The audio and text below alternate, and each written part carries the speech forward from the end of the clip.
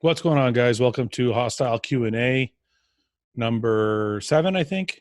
Could be 8. I'm not sure. But anyways, welcome to the Hostile Q&A. I'm here to answer your questions. I'm here to kind of cover all the bases that I can. And like we do in all of our Q&As, I'm going to set my watch or my phone to an hour. And we're going to do an hour worth of questions. There's only 48 questions. Not that there's only, but there's 48 questions. I think I can get through a lot of those in an hour, so we're going to do our best. So I'm not going to bullshit you guys or waste any time. Let's just get to the questions and get started. But one thing before we start, I just want to say thank you guys for the awesome launch. It's been incredible. The orders keep rolling in, and I know it's still pre-order, which is insane because a lot of you haven't tried the product yet, but I'm sure you're going to love it. But I just want to say thank you for making the launch a successful one for us. And we're here to stay. We're here to make a big impact in the market. And we're also here to listen to you guys. So please send me directly your feedback. I am on the Hosstile Subs Instagram sometimes, but I'm always on my own Instagram, obviously. So if you guys want to talk to me, shoot me a message directly. If you send the Hosstile Subs Instagram a message, it's not always me answering you. So if you want to talk to me directly, or if you had feedback for me directly that I need to answer, then just send me a message personally on my Instagram, and I do my best to try and get back to everybody. But without anything else, the thank yous are done, and my appreciation to you guys is great. Let's get to your questions, and that's going to be my way of saying thank you, is answering all your questions. So let's get started. And let me just start the clock. Start. Okay. The first question is from Arcuvenhoven 94. Says, will you be doing a multivitamin or greens product? If not either of those, can you recommend one? I actually am in the process of putting together a all-in-one health supplement. It's not really a greens product. It's more of a multivitamin, multimineral, but a select multivitamin or select vitamins and select minerals that I want to have in that. So it's going to be an all-in-one health supplement that you can take every day. I'm just not sure if we're going to do powder or pill form yet. I've had so much feedback, as I asked this question before, if people wanted a pill or a powder. The powder might be hard to flavor, but if we can flavor it, some people say they want a powder so they can mix it with their essential aminos. Other people say a pill is easier. You just take the pill and kind of move on with your life. So I'm not sure, but we are looking into that. UV Gruwal says, what do you recommend diet-wise since all the gyms are closed? I just came out of a 12-week cut, and I'm in my rebound phase. I don't want to get fat since my body is sensitive to fat storage. Well, I suggest if you don't want to get fat, you keep your carbs a little bit lower. You don't need a ton of carbs if you're not going to be working out like an animal. So I would do a moderate to low-carb diet for now. But the other thing is you can still be active. Some people have cardio equipment at home, so if you have like a bike or a treadmill or something like that, you can get on there and do your work. I just did my treadmill work this morning. I have a treadmill at home, luckily. If you don't, you can walk outside. Go outside, go for a walk, throw on a hoodie, throw on a sweater, whatever. It's a little bit better weather right now. It's not snowing anymore, so you can probably get out and go for a walk for half an hour. If you do, I will pretty much guarantee you this. If you don't eat poorly and you keep your carbs in a moderate to low level and you stick to your diet and you do half an hour cardio every morning, you should be fine. And if you really want to be safe, you can go for a walk in the morning, go for a walk at night before bed kind of thing. You should be totally fine. You're not just going to get fat for no reason. If you get fat, it's going to be because you started eating poorly. You started eating more than you should be. You started adding cheat meals. If your maintenance calories for the day are 3,000 or 2,500, just make sure you're eating that number. You're not going to get fat for no reason. Your appearance might get softer if this thing drags on for a long time. Like you might get, if you're just sitting around, you're not weight training, you're not doing any home movements, you're not doing anything. You can do stuff at home too, for chest, you can do push-ups or you can do wall sits for legs. Or if you have resistance bands, you can do a lot of different things with the resistance bands. So you can do stuff at home if you want to get a half an hour of a quick, like if I'm home and I don't have anywhere to go to train, I'm going to use most likely resistance bands because I have them, because I've always used resistance bands. And with resistance bands, I can do anything. I can wrap them around my back and do chest. I can step on them with my feet and do rows. I can step on them with my feet and go overhead for a shoulder press. I can do curls. I can do tricep extensions. There's nothing you can't really do if you don't have some bands. So what I suggest is if you don't have any bands, go on Amazon, type in Elite FTS resistance bands, because they're the most quality ones. They're not going to snap on you. And do a resistance band workout. I might be putting out something anyway that you guys can download on the hosstile.com website. I'm still working on it, but resistance bands are the best way to go, and you can buy them on Amazon pretty cheap. They'll deliver them to your house in a couple days, and you can start working out. And then you can do your cardio outside, and your body won't really know the difference. Now, if you don't want to do any of that, just keep your calories low, under maintenance level or at maintenance level, and your body will burn it off naturally. That's what your maintenance level is all about. But your appearance might get softer from sitting around for 2 or 3 weeks. Motivation 10134 says, a lot of meat, chicken breast, and steak and rice is out of stock in my local area due to virus scare. Any suggestions for alternatives that won't be out of stock? Protein powder. Like I said, Amazon. There's a lot of good protein powders out there. John Meadows has a really good blend. Actually, if you look at blended protein powders, it might be better for you since you're looking to actually replace food with them. John Meadows has a good protein powder. Evan Senapani has a really good one with animal meal. It's called Animal Meal from Animal or Universal Nutrition. I'm not, it's that would be my go-to. You can do that 2 times a day. I would do some eggs. You can do eggs for 2 other meals. If you can find ground beef, I would do ground beef. If you can find cans of tuna, there's tuna. I mean, there's a whole host of things you can do. You don't have to just eat chicken breast and steak. You can get dark meat chicken if you have it. Like, I don't know what your grocery store has, but there's a host of different proteins that you can get that you could fill in the blanks with. Now, if you end up getting ground beef, or if you end up getting dark meat chicken, obviously there's a fat content there. So you're going to want to reduce the calories from carbs or fats in other areas, so you don't just add all these extra calories. But there are ways to get your protein. Like I said, all those other sources, even pork, you can get tenderloins or whatever. Like there's a lot of different ways you can get your protein. Don't just look for chicken and steak only. If they're sold out, they're sold out. There's not much you can do about it. You have to kind of find a way to work around it. But I think protein powder is a really good way. If you have to do 3 shakes a day, you're still better than not eating. Jay-Z Bodybuilding says, when it comes to your own career, how did food choices change from the earliest days before competing up until peak? Well, I never really did a bodybuilding diet until I started competing. For me, it was really, really strange. I just did like circuit training and cardio because I was fat as a teenager and I wanted to lose some weight. And then when I hit 20, I decided I want to be a bodybuilder. Actually, I decided I wanted to do a show. And I started everything all at once. I started eating right. I started training right. I started everything, all my supplementation, everything. I started all at the same time, right at 20 years old. But I did make a lot of mistakes. The first 2 or 3 years of my off seasons, in my career, my bodybuilding career, in the off season, I would eat horrible sources of carbs. Like I would eat Chef Boyardee, and I would eat pizza pockets, and I would eat like a lot of craft dinner. I know a little bit of craft dinner is okay for a cheat refeed kind of thing, but like I was eating a lot of craft dinner, and I got really fat. Like my second off season, I got up to 286 pounds. And now we talk about 286 pounds and it's nothing because I've gained a lot of muscle. Back then, my lean body mass was 200 pounds, but I was 286 pounds in off season. I lost 82 pounds for my first nationals. And I think it was my second or my third off season. I gained 80 pounds. And I'm sure I lost some muscle in that 80 pounds, but yeah, I made horrible mistakes because back in those days, I thought a gram of protein is a gram of protein and a gram of carbs is a gram of carbs. And it doesn't matter where you get it from. It doesn't matter what the source is. It doesn't matter.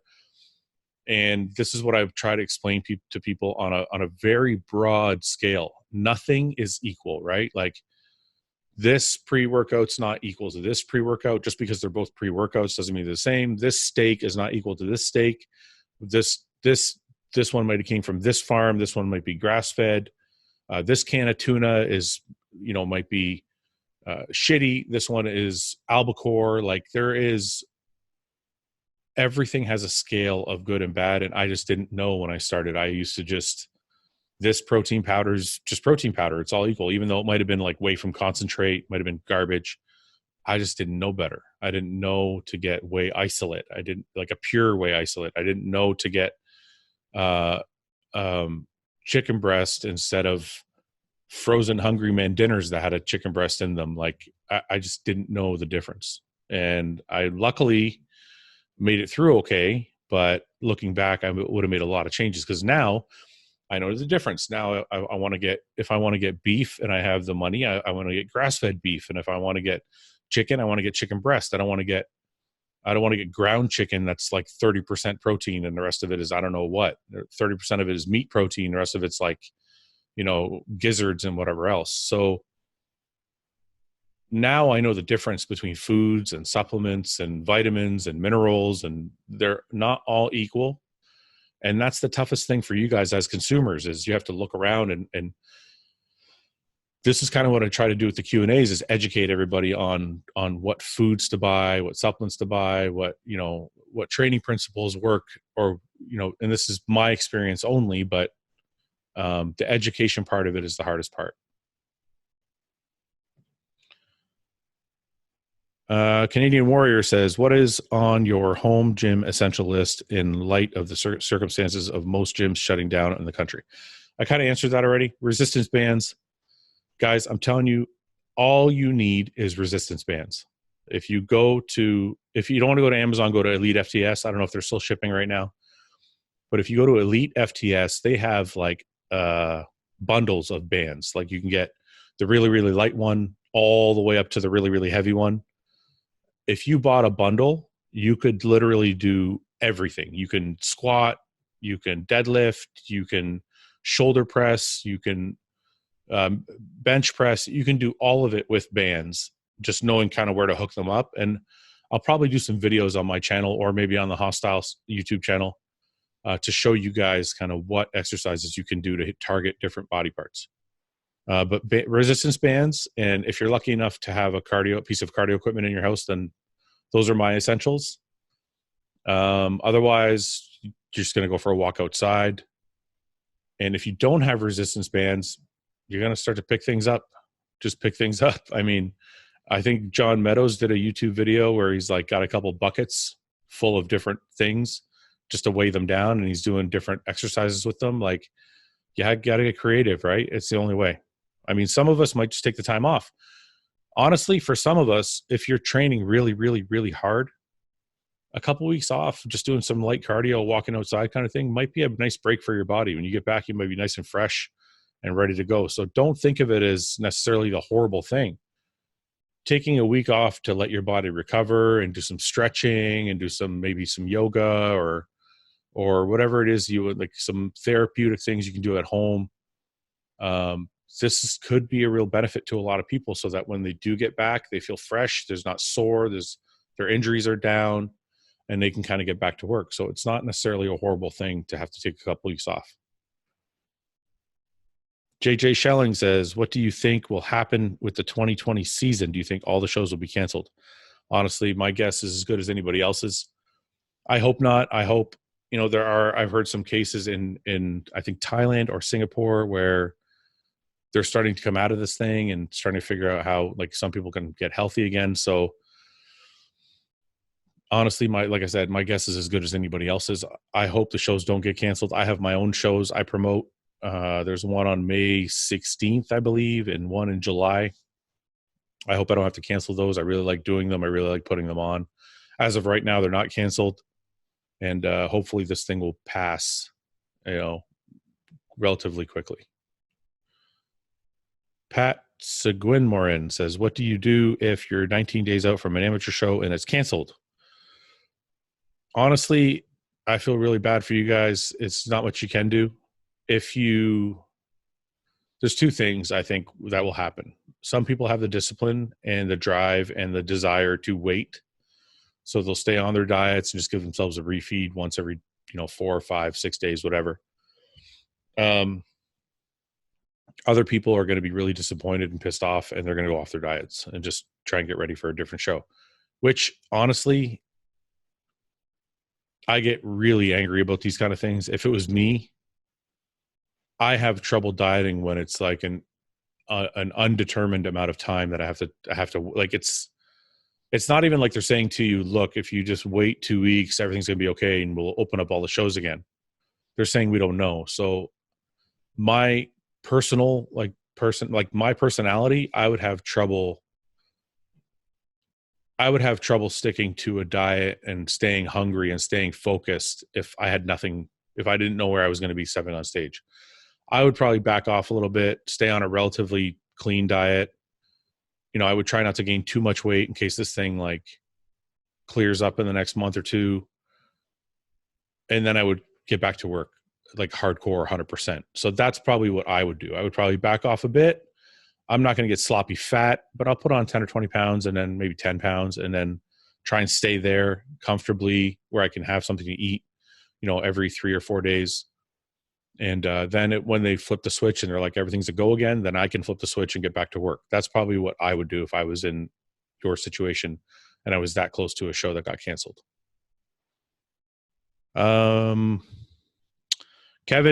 Kevin to Shiro says, how would you split up your home workouts and would you train at home knowing your overall volume would be less?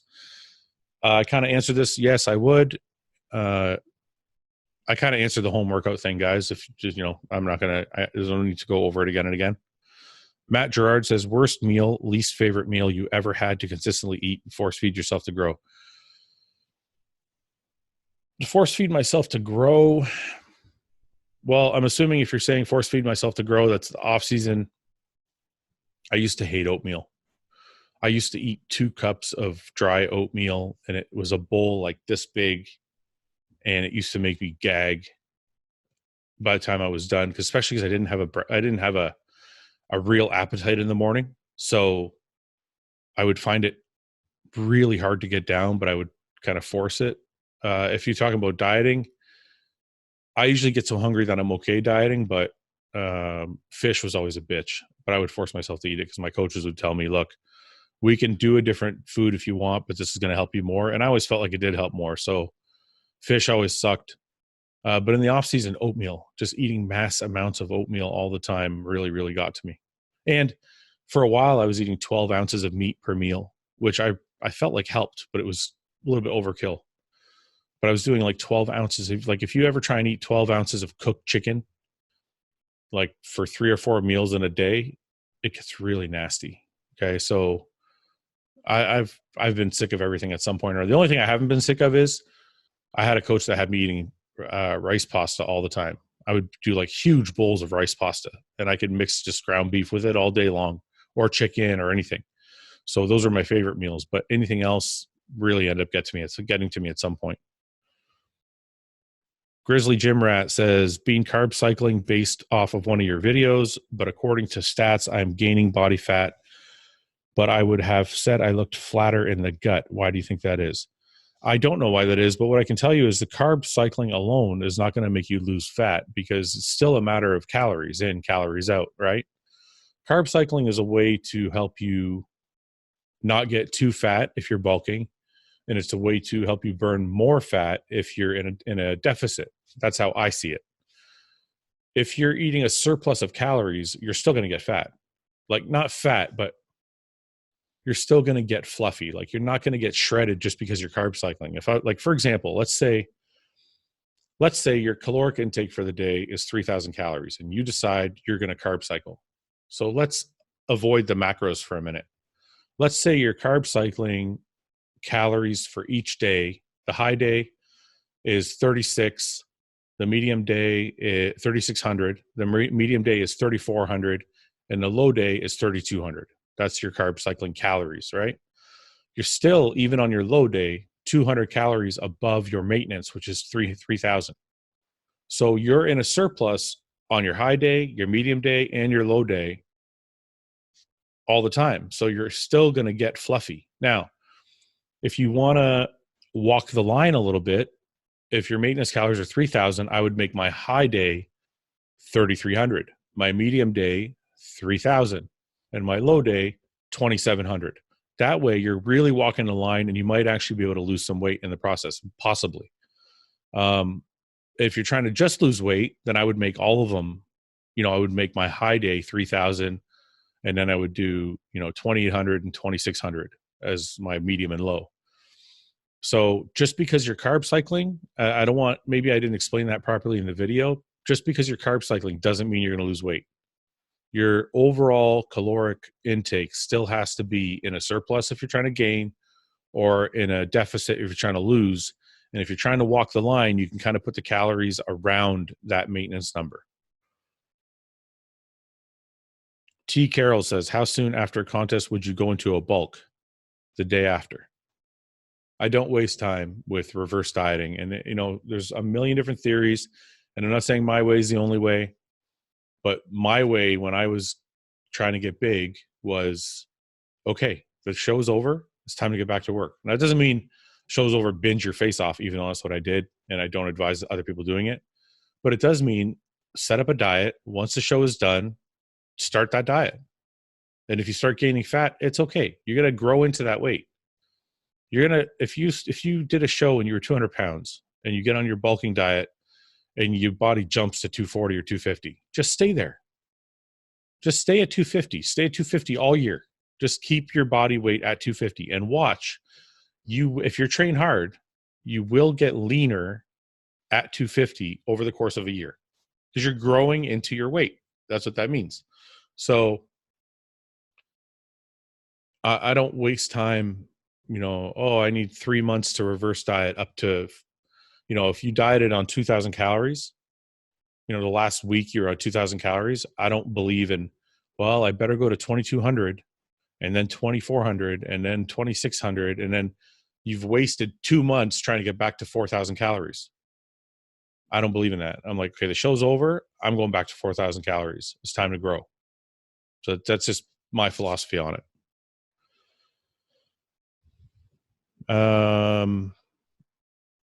Ishan says, what do you think of SARMs? I think they're garbage. I think they don't do anything, and I think they're bullshit. And I don't know, did I tell you how I feel about them? I think that kind of clears it up. I just think it's crap. I think anytime somebody's trying to sell you something that's too good to be true, it's more than likely too good to be true. And that's how I feel about them. D. Tiny Stark says, rap to me about your pre-workout. Rap to me about your pre-workout. I've been supplementing with one brand or another for 6 years now, training pretty much 6 days a week. So I guess I'm saying I probably need something close to powdered weapons grade plutonium to get me going. All right. What I can tell you is this.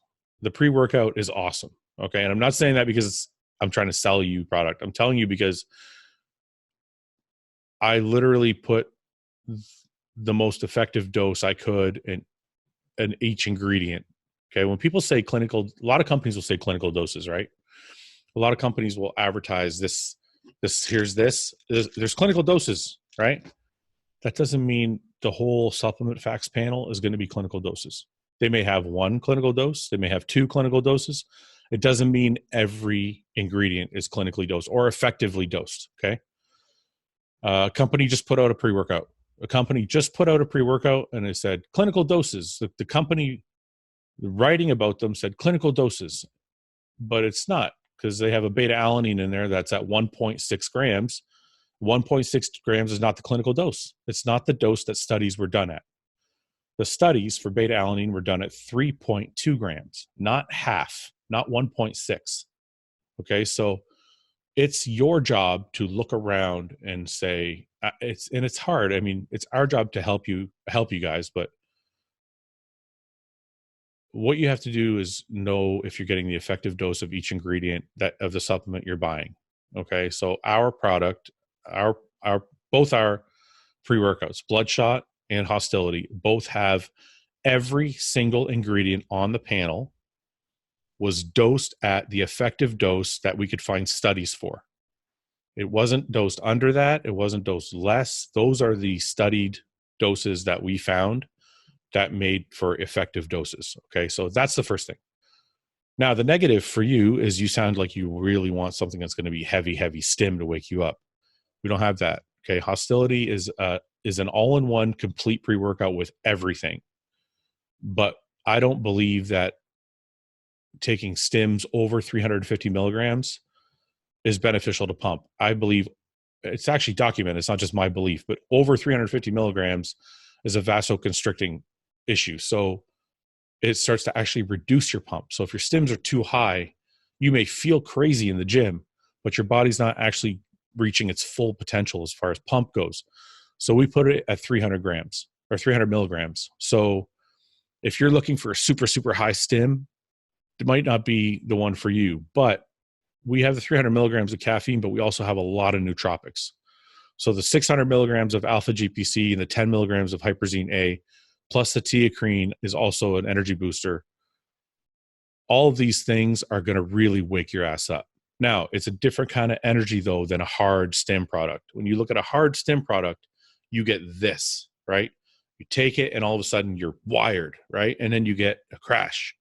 And that's what you get with most companies that have 500-600 milligrams of stims, because they may have 350 or 400 milligrams of caffeine, but then they have other various stims in there. So you look at like 500-600 milligrams now.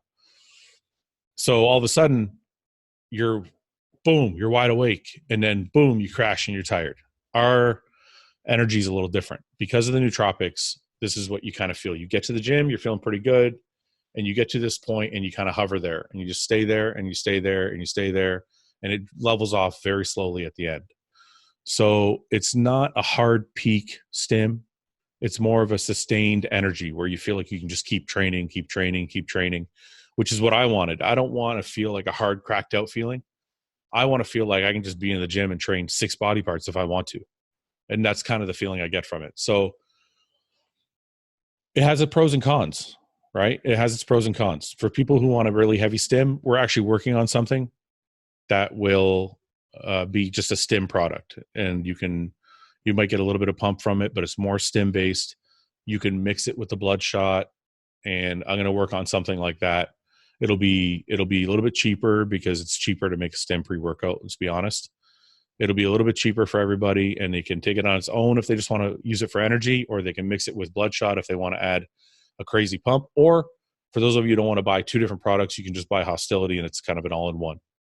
So that's kind of the rundown. So, you have to decide if that works for you, and then you can get on the site and buy the one that's right for you, and hopefully you'll like it. You just send us your feedback and let us know.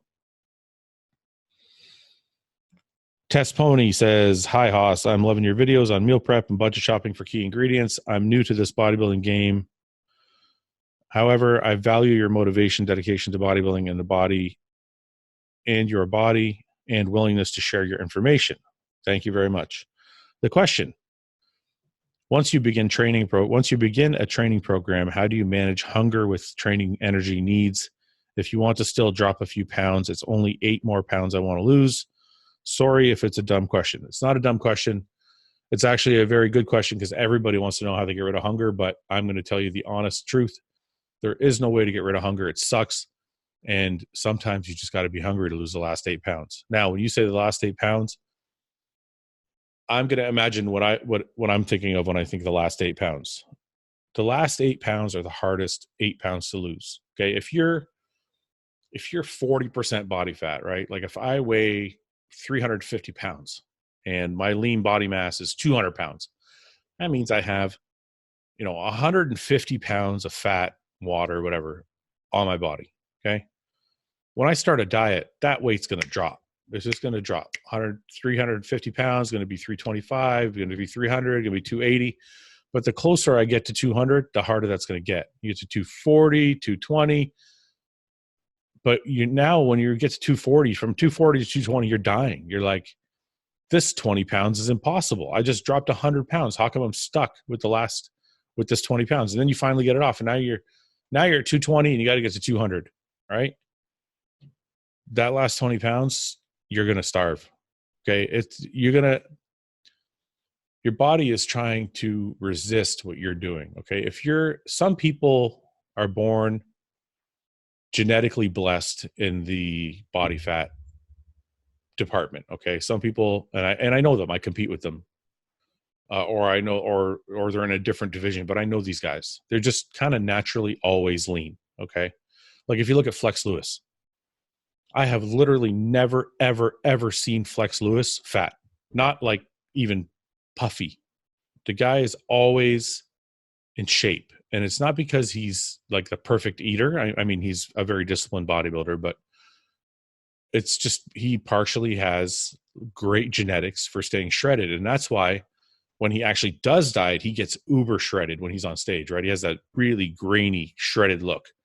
And I believe that's because he has his genetics are kind of made for that, right? But then you have other people who they can diet and diet and diet and diet and diet and nothing happens. It takes them more effort than possibly imaginable to lose fat. So depending on what kind of person you are, that last 8 pounds, and I'm assuming you're not one of the easy, one of the guys who has it genetically because you're talking about how hard it is. There's no real way to get rid of that hunger. Okay. When I get down that last 10 pounds I want to lose before a show, the only thing I can tell you is to keep yourself busy, because you're eating every 2 hours. And if you eat and then you're like, okay, I'm hungry, I'm starving, what do I do? You got to keep yourself busy. Sometimes I'll do a lot of Mio or sugar-free Kool-Aid or Crystal Light.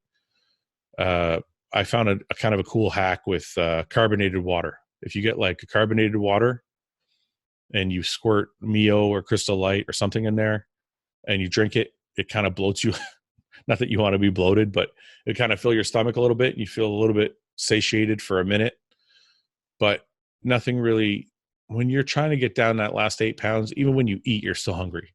I remember eating a meal many, many, many times, not just once. I'd be eating a meal, and while I'm eating the meal, I'm thinking I'm going to be so hungry when this is done that I'm not even enjoying the meal, because I know it's not doing anything and I'm going to be finished in a minute. I only have 2 bites left and I'm still starving. And that happens all the time. But sometimes, you got to push your body past the limit where it wants to be. In our bodies, sometimes if you're not, like I said, if you're not genetically blessed to be shredded, your body is trying to keep you in that comfortable place where, you have some body fat on you and you're trying to tell it no. That takes a lot of effort. So, there isn't really a secret way to not be hungry. It's just part of the game, especially when you're trying to get to that, single digit body fat levels, like low single digits. There's a lot of hunger involved in that. Dan Elgie 232 says, as someone who's been through injuries at the gym, what's the one thing that gets you back into the grind and overcome those thoughts and feelings that hold you back? I know for you, there's a financial incentive that's key, but for those that don't have cash incentives, what do you think? It's not the cash. It's not the cash that keeps me coming back, man. I haven't competed since 2017. So I don't know if I need to work out. I do it because I love it. I don't need to work out to make money. So let's kind of push that aside right away. Because listen, I never ever did this for money. It was the reverse. Like when I found bodybuilding and I started doing it, I was like, I want to do this for the rest of my life. How can I get paid to do this so I can just keep doing it? So money wasn't the reason I did it. I just wanted to make money at it so I could keep doing it, if that makes sense. So anyway, let's wipe that aside. How do I get back after injury? Very slowly. So it takes discipline to hurt yourself and then come back to the gym, because the initial pain might be gone, especially if so let's talk about the different types of tears. If you have a first degree tear, which would be like my tricep, I tore it off the bone, like the elbow, like my elbow actually broke off and the tendon tore away. That had to be surgically reattached. So that is a long, arduous process of rehabilitation and taking time to get back and learning to just train, right? For those of you who had that, I trained this side of my body the whole way through, because there are studies that show that that will help retain more of the muscle in the side that you can't train. And it's also going to help the recovery, because you're moving blood around and it's going to help recover this muscle faster. Whether it did or not, I don't know. I did lose a lot of size in this arm anyway, and it's still been a long recovery, but that's partially due to my shoulder. This caused some shoulder issues. Anyway, so that's a first degree tear. It takes a long time. You got to kind of keep training the body parts you can train. And then when you can finally train it, you got to train it very, very lightly and take time to get back. Second degree tear, this is a disciplinary one, because you can pop something and it may not be fully torn, and the pain might be gone the next week by the time you get back to the gym. And if you don't take it easy, you will fully tear it. So that's one where you have to just come back slowly. It usually takes 4 to 6 weeks to heal. So what I do is I'll get back to the gym at like a warm-up weight, like with my chest, for example. Let's say I tweak my chest. The next week when I come back, I might actually take a week off, right? So I take a full week off. So it's been 2 weeks now since the tweak. And then I'm going to do warm-up weight only. And it's just to get the rhythm of the movement back and kind of get the fibers in line. Then the next week I'll start adding a quarter. The next week I'll start add a plate. So by the time I'm 6 weeks in, I'm back to about 70% of my lifting weight. That's kind of how you do it. Now, mentally, if you're talking about how do I get back into it, I just want to do it. I don't want to stop. Like, just because I had an injury, it doesn't mean I'm dead. So I don't want to just be like, oh, I had an injury, I better quit forever. That's not going to happen. I'm probably going to work out till I die. And it's not because of the money, and it's not because I want to look good. It's because it feels great. I like the way it feels. I like what it provides me. I like the satisfaction I get from the struggle of it. There's so much self-growth and self-mastery in bodybuilding that I will never stop, because it's constantly teaching me. And I think that's the real benefit of bodybuilding that people don't realize until they've done it for a decade or more. And then they start to realize, wow, I learned a lot about myself. This is a pretty incredible lifestyle that I never want to leave. Okay. So why do I get back after injury? It's because I don't want to leave. Nothing's going to put me down, and nothing's going to keep me away from the lifestyle that I love. It just means I have to change a little bit. So when you say, how do you get back? Because you were talking about the thoughts in your head. That's the hard part. Okay. So the first dozen times I injured myself, and when I say dozen, it sounds like a lot. Only 3 injuries have been serious, like, detached injuries, like injuries that caused a deformity in the muscle. The rest of them are all small. When I say dozens, I say small tweaks, like, because over the course of 20 years, just little things pop here and there. So the first half a dozen or dozen times I had injuries, I would bounce right back. I'm fine. I wouldn't even think about it. When it was time to start benching again, or time to start deadlifting again, or barbell rowing again, I would just do it. But once I went through the 4 or 5 weeks of healing, I didn't have anything in my head slowing me down from lifting the way I want to lift. As the injuries started to pile up, and I got like, okay, this is happening again and again and again and again. Now my training is significantly different, because now I'm training for longevity. I don't want to have to quit. I don't want my body to fall apart. I want to try and maintain what I have or make it look better. So I've changed my training to different styles over the course of the last year, or since my tricep tear. I've changed my training to higher reps, maybe lower weight, maybe more squeezing, some intensity techniques, maybe less failure sets, a whole host of different things to try and extend the longevity, but also because you do start to have a hesitation after so many injuries. Like, when I get under 3 plates on a bench press, I'm like, okay, is my shoulder going to hold up? So then you wonder, is it worth getting under 3 plates on a leg press, on a bench press? Maybe I should get under 2 plates and just do really, really slow negatives, or add some resistance bands or something like that. So those are some of the ways that you change your training when your mind starts to mess with you because you've been injured more than your share, right? So it's hard. There's no great answer as to how to overcome a tear, because sometimes they happen for no reason. I don't think my form is bad. I don't think my nutrition is bad. Uh, I just, certain things happen, and maybe it's the way you train, maybe it's the way your body, maybe it's your genetics, but you just kind of have to keep going and find a way to adjust your training so that your body can stay healthy and you can keep going. Yari513 says, I hate my front double arms, more football shaped than peaked. Any tips to improve for the stage? Just make them bigger. So I think what he's saying, for those of you who don't understand, he's saying in a front double bicep, when he puts his arm up like this, the bicep itself doesn't peak high. It is longer, like a football. And all I can say is genetics. Okay, Ronnie Coleman's peak in his biceps, that's genetic. When you see that bump, and especially they're split in the middle like that, that's hard training, but it's also genetic. He has a short bicep, right?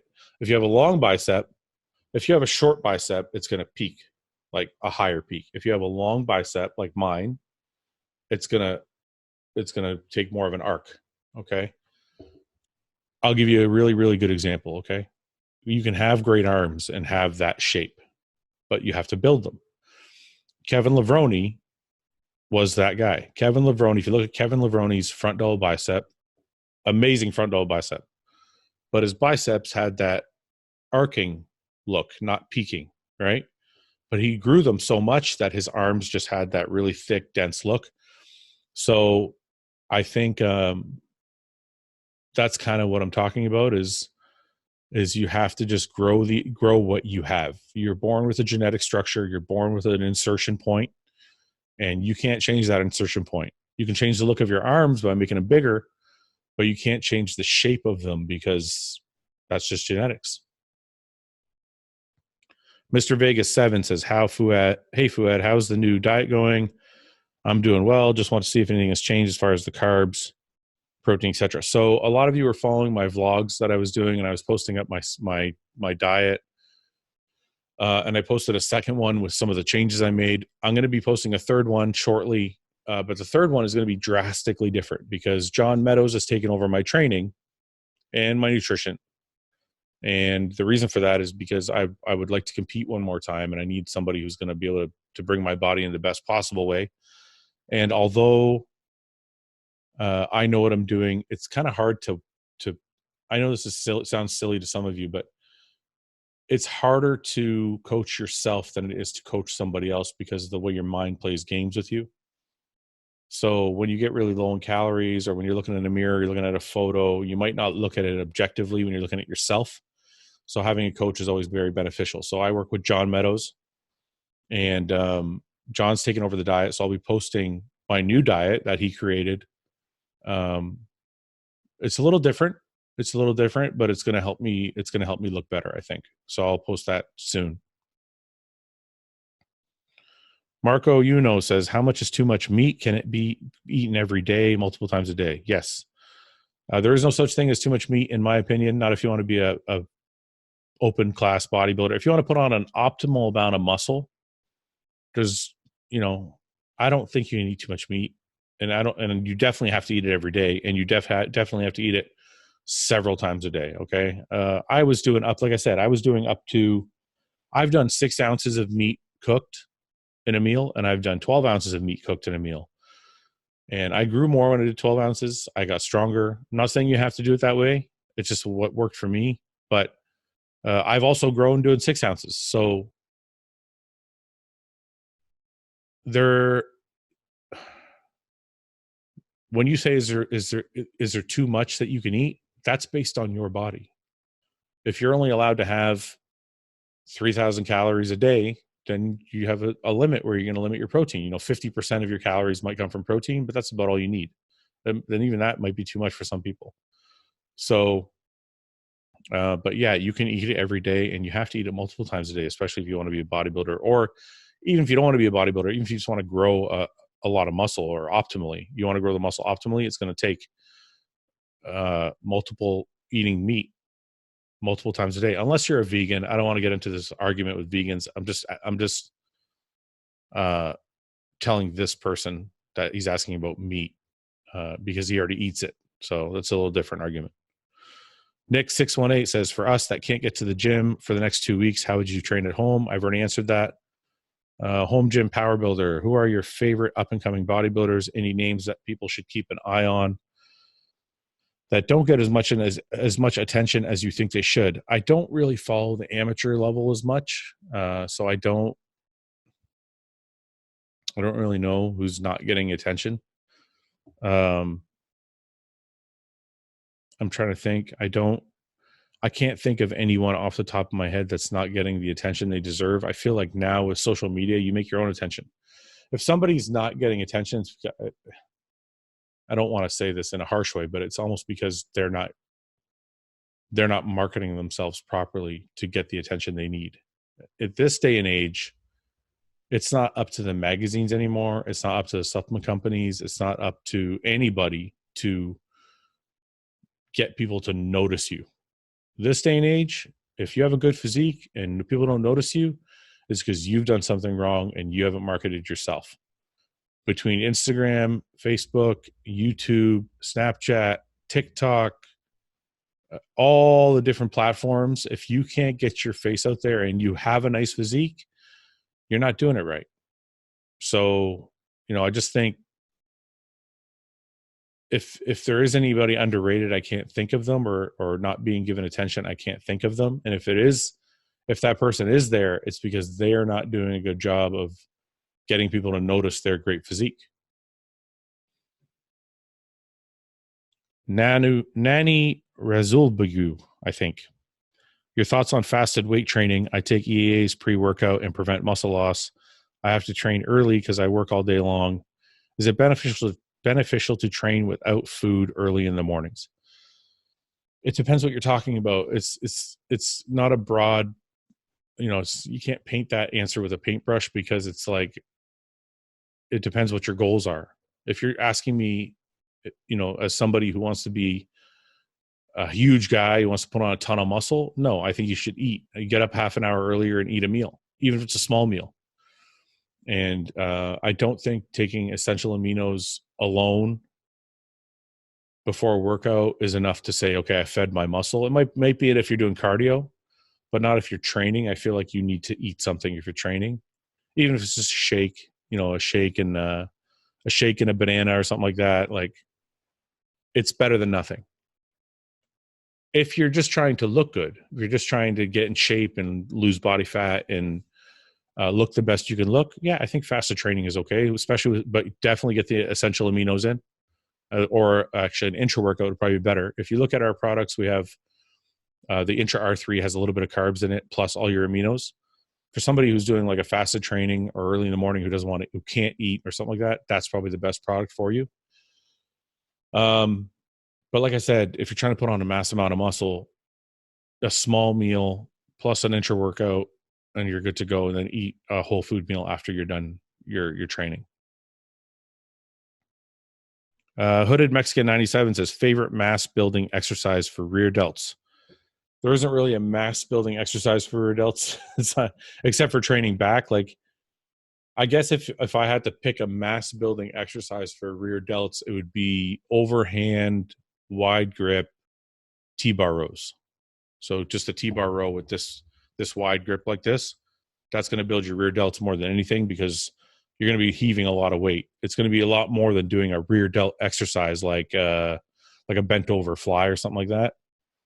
I don't think people put enough emphasis on a wide, I see a lot of people doing face pulls and things like this, and it's not that they're bad, but if you really want to build your back and you really want to build your upper back and your rhomboids, your traps, your rear delts, all that, a wide grip T-bar row is, I feel like, hands down going to do a lot more than like a face pull or some other variation of a rear delt exercise. Huss616 says, is there drug diuretic testing at top level competitions? No, there isn't, unless it's a drug tested federation, and even then it's shaky. Junior Alcala 96 says, why didn't you make Bloodshot Hostility stackable? Why would we? So Bloodshot is a pump product only with no stim, and Hostility is a all-around pre-workout, a complete pre-workout. So it has your pump, strength, endurance, stims all in one. Energy, focus, all that, all in one. I don't want to stack them. I made it so that you could, if you wanted stim, you would take Hostility and you still get a great pump and great focus and great energy and all that for $47. If you want to stack two products, you're going to end up paying $80, right? You stack, if you took a decent pre-workout, it's going to be $39.99. Not an all-in-one, kind of like a stim pre-workout. It's going to be $40. And then if you take a pump product, it's probably going to be $40. So now you're paying $80 for, you get the same thing out of $47 in Hostility. So I don't know why I would make them stackable. That doesn't really make sense to me. Now, I know there are people that like a lot more stim than it is in Hostility. That's a different story. So for those people, we're looking at creating a new pre-workout that's a very high stim base. So it'll have a little bit of pump, but it'll be more stim based than anything. That you'll be able to stack with Bloodshot. But to me, that's only for people that like a lot of stim, which I don't think is great. I really don't know why if you like stimulants, why wouldn't you just take Hostility? You're only paying $47. That way you don't have to stack them together. Now, the other reason I can think is some people don't want to take an all-in-one every day. Someday they want stim, someday they don't. But if you bought Hostility and Bloodshot, then you'd have those two also. So I'm not really sure. Like I said, I think the only place we're missing is the people that want lots of stim. I feel like that's where we're missing those people. But it's going to be easy to create a stim pre-workout for that, so that's not a problem. Let's see what the second part of your question was. Will you be coming out with a stackable pump product? Well, we'll come out with a stackable. We have Bloodshot, which is our pump product, and it's an amazing pump product. I'm not making another one because I don't know if I could make it better.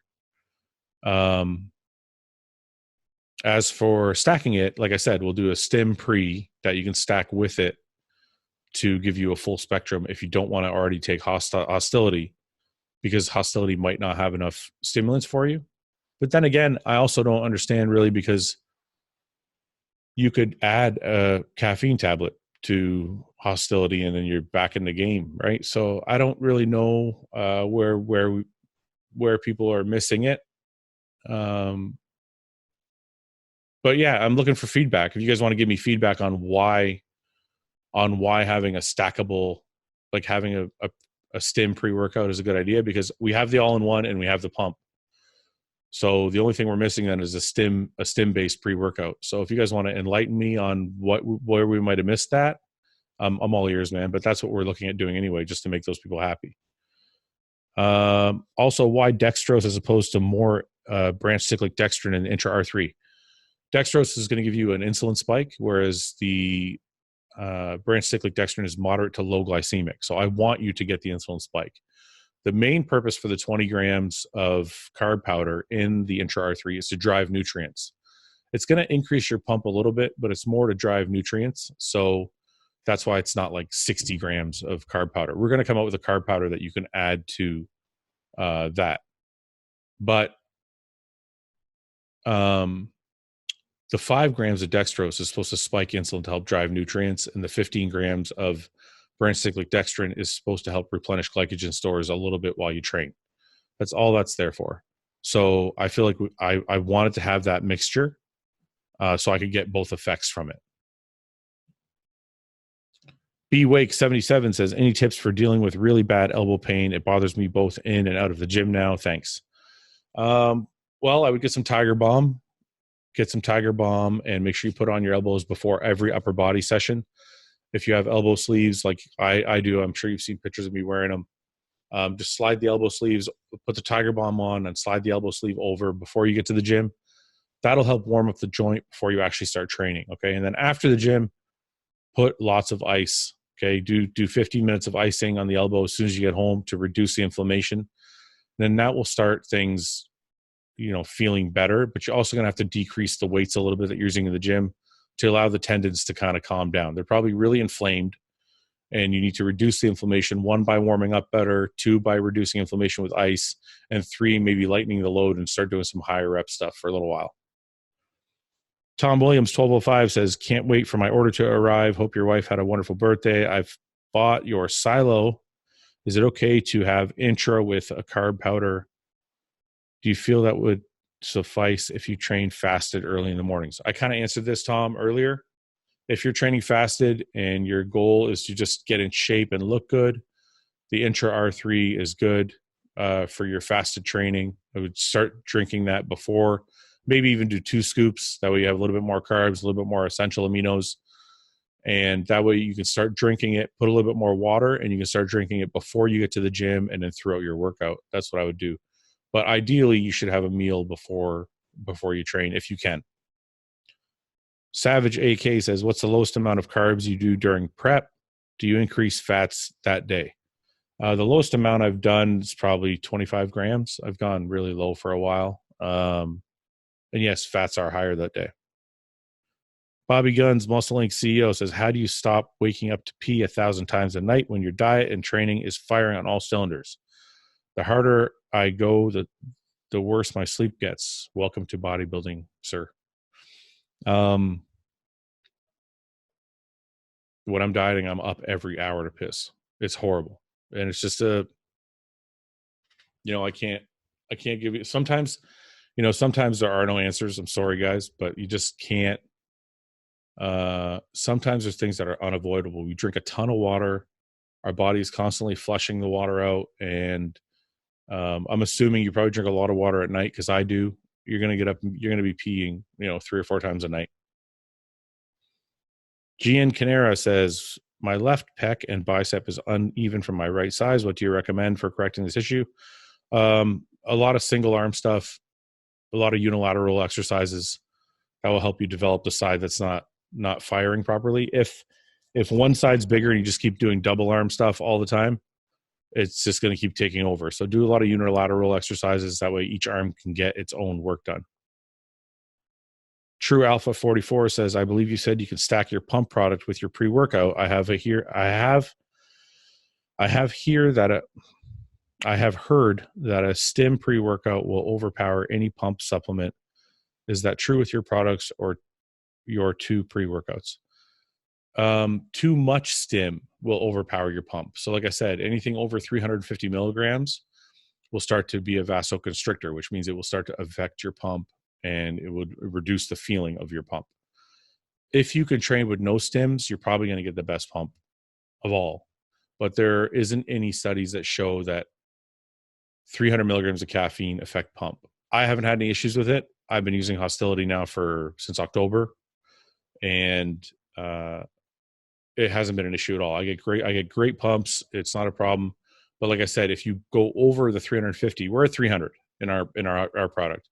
If you go over 350, you start to get an issue. Now, as far as stacking the pump and the pre, I don't think I recommend it because there's a lot of nitrates, right? So you have NO3T in Hostility at its effective dose, and you have NO3T in the pump, which is also a nitrate-based product or ingredient. And then you also have beetroot powder in the pump product. So now you have 3 different nitrates.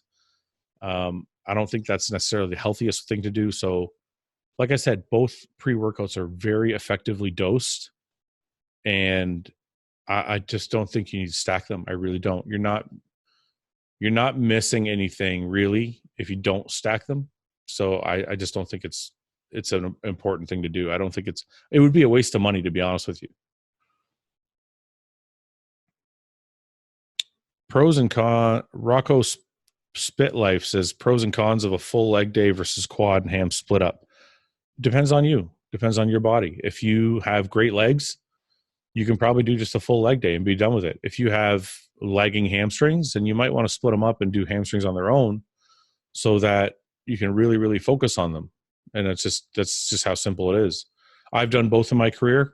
when I do hamstrings by themselves, I feel like they get better.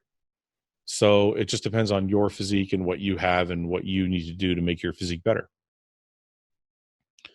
Let's see, where are we? Longy30 says, do you think the virus is going around has affected your pre-order sales at all, with people wanting to save money because of being told they're off work with no pay? So far, we haven't noticed any drop. Everything has been exactly as expected. So far, so good. I do think you're right, though. I think, as things progress and as things get worse, I don't know, hopefully they can't get any worse than they already are. But as things set in that people aren't going to be working, sales are probably going to drop off, because let's be honest, supplements are a luxury item. And when you're not working, you don't have that luxury. So, yeah, but it's expected. That's part of business. Marsh Mac 550 says, what are your thoughts on lifting belts and sleeves? Do you feel protective gear could be used for entire session? This coming from an older lifter. I think sleeves, it depends what sleeves you're talking about.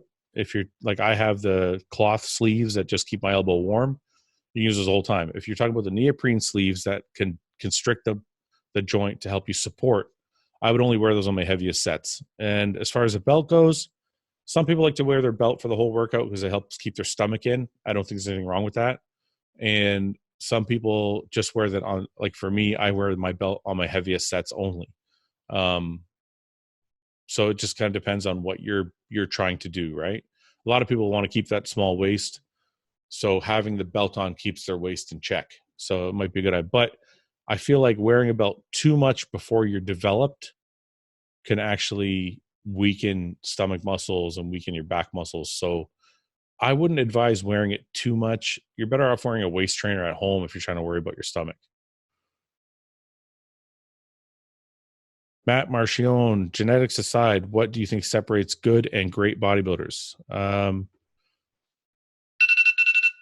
Oh, there's the hour.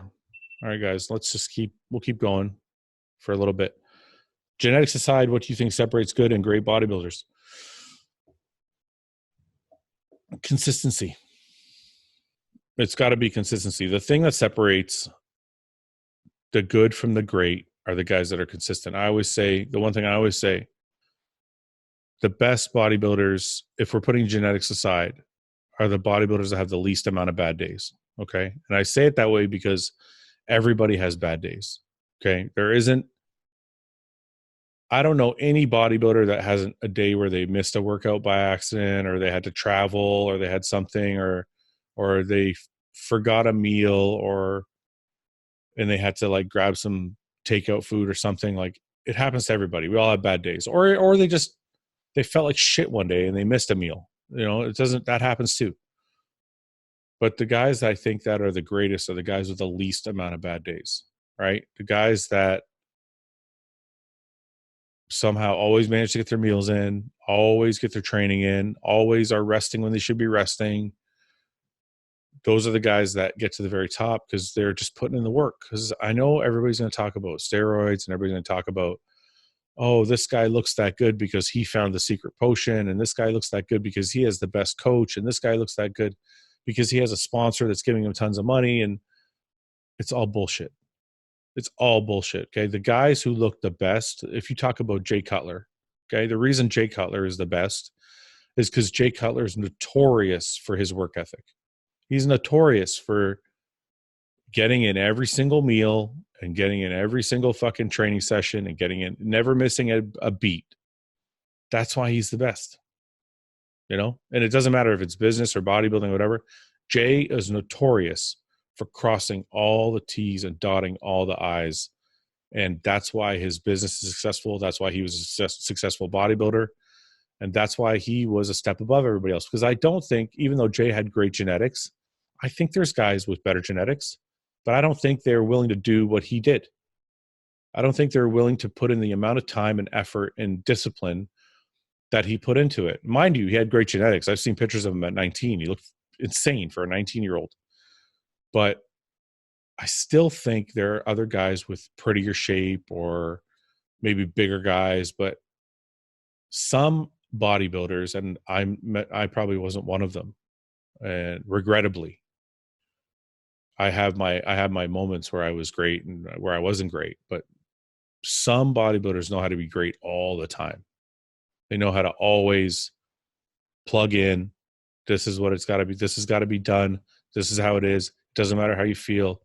Doesn't matter what happened to you. Doesn't matter if you're upset. Doesn't matter. Those are the guys I think that make it to the very top. All genetics all aside. Though everything I just said is based on the argument that all genetics would be equal. Okay. Obviously, genetics is going to play a part in that. And when you get a guy who's genetically gifted like Jay and is willing to put in the work like Jay, that's why you got a 4-time Mr. Olympia. Okay. So genetics play a huge part, but work ethic is second to none because everything else is equal, man. Guys have money. Guys are using the same stuff. It's all that is not a secret. But some guys just know how to get a little bit more out of themselves. And it's not just working harder, but it's working harder all the time, right? It's not just, well, Fouad works really hard. So does Jay. How come Fouad wasn't as good as Jay? Because maybe Jay worked harder all the time, right? Never missed a beat. Whereas I can admittedly say sometimes my anxiety got to me. Sometimes I might have had a bout of depression, and we all have different things we struggle with. And I think the guys who become the cream of the crop are the guys with the genetics, but they're also the guys that know how to cross all the T's and dot all the I's every single day. That's what separates them. Justin Hockey says, so I've recently gone for the carbs around my workout approach instead of eating all day. Only 2 carb meals a day. I've seemed to be growing into my weight, not losing, but gaining, but definitely leaner. What are your thoughts on this approach, especially for off season? I am always under the impression that the off season I want to have carbs all the time. But if you're trying to stay leaner, then I think you're doing the right thing. My opinion is the off season is for growth. It's just the way I've always thought. The off season is to get big. The off season is to bulk. The off season is to put on as much muscle as possible. I'll worry about being lean when it's time for the summer, or it's time to get on stage, or it's time for all that. But if you want to stay leaner in the off season and put on muscle, and you are, according to what you're saying, you're making gains, don't listen to anybody else. If it ain't broke, don't fix it. Okay. If your shit is going in the right direction, you're like, I feel stronger, I feel more muscular, I feel leaner. If all the boxes are being checked, don't listen to anybody. It doesn't matter if they're a Mr. Olympia or if they're a pro or if they're not a pro, if they're an exercise scientist. In my opinion, if you have a vision in your mind and you're actually getting there and you can see the progress, just do what you're doing. Okay. But if you think there's a better way and you haven't tried it yet, then you also have to have a really open mind. So, there's 2 sides of it. Adir says, what are some good exercises to do at home? I already went through the home stuff. I think I'm going to wrap it up, guys. It's been over an hour now. Let me just check these. Dustin Jacob says, did you ever vision owning your own brand and being the support and being, I think he said it means being able to support and influence on that. Or sorry, guys. I'm getting tired. Okay. Did you ever envision owning your own brand and being the support and influence on thousands? No, that's not why I started this at all. Like I said, when I started bodybuilding, it was just for fun. It was because I loved doing it and I wanted to do it for the rest of my life. And I thought maybe I could make a living at it so I can do what I love to do. And that's kind of where this was born. And then the supplement thing came from, I'm going to be really honest with you guys, man. The supplement thing came from seeing people that weren't bodybuilders. Man, I remember I had one owner. I'm not going to name names, but I had a sponsor. I had a sponsor from 2 different companies. I've been with 4 total. Okay.